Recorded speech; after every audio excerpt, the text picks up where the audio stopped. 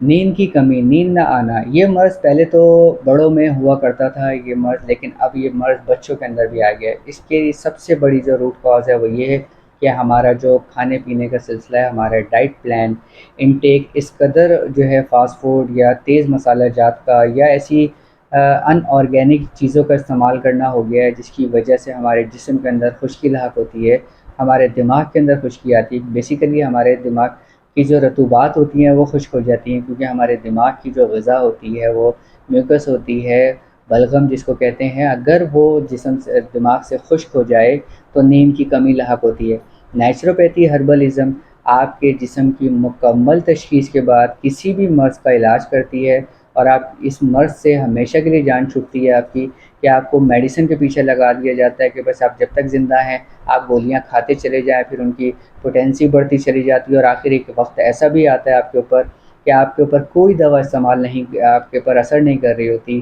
اور آپ جو ہے بالکل ایسے لوگ جو ہیں ہم نے دیکھا اتنے اس قدر وہ ڈپریشن کا شکار ہو جاتے ہیں کہ وہ